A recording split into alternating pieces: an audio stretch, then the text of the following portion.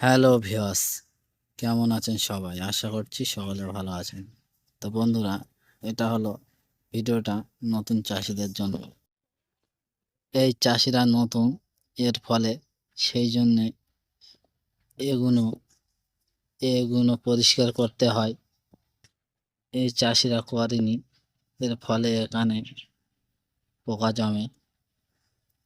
পোকা জমার ফলে এই খাদ্য দেওয়ার সময় এই খাদ্যর সাথে চলে যায়। খাদ্যর সাথে যাওয়ার ফলে এই খাদ্য খেলে মুরগির বিভিন্ন রোগ হয় এবং সমস্যা দেয়। আপনাদের দেখাবো প্রত্যেকটা ঘুরিয়ে ঘুরিয়ে।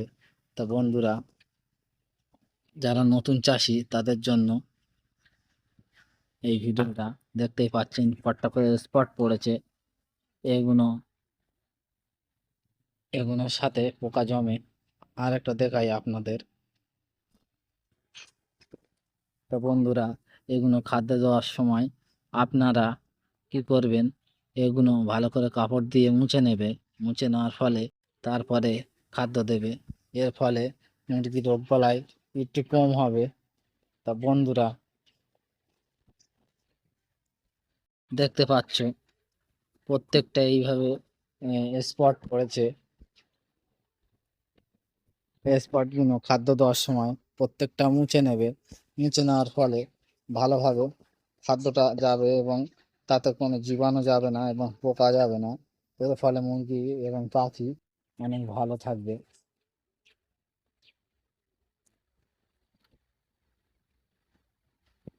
দেখতে পাচ্ছ, আরো সব ঘুরিয়ে ঘুরিয়ে দেখাবো আপনাদের। আজকে 22 দিন মুরগির বয়স। তা বন্ধুরা, ডাক্তার এসেছিল, আসার ফলে এগুলো বলে দিল 22 দিন বয়স। গড় আজকের বডি ওয়েট হয়েছিল, গড় হচ্ছে ওয়েট হয়েছে প্রায় 1250।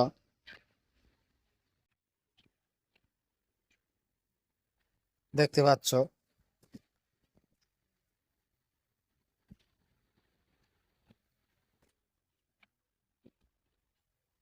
দেখতে পাচ্ছ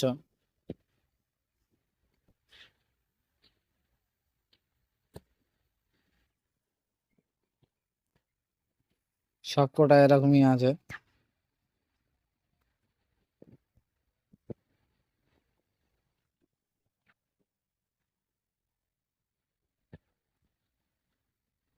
সব দেখাবো, সব ফিটারে।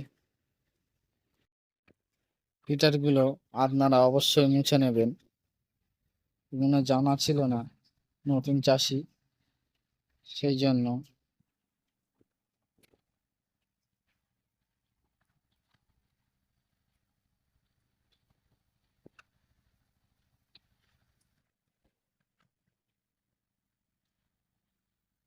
সপ্তাহে একবার খাদ্য পুরো শেষ করবেন, আর যেটুকু থাকবে সেইটুকু আপনারা ঢেলে নেবেন, নিয়ে নতুন খাদ্য দেবেন। বন্ধুরা, আমার এই ভিডিওটা আপনাদের ভালো লাগলে অবশ্যই ভিডিওটা একটু লাইক করবে এবং যারা নতুন চাষি আছেন তারা শেয়ার করবেন নতুন চাষিদের কাছে।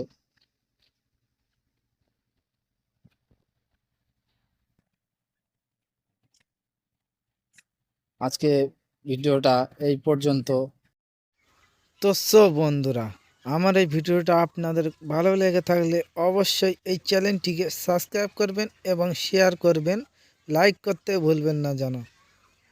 তো বন্ধুরা, আজকের মতো বিদায় নেব। সকলেই ভালো থাকবেন, দোয়া করি।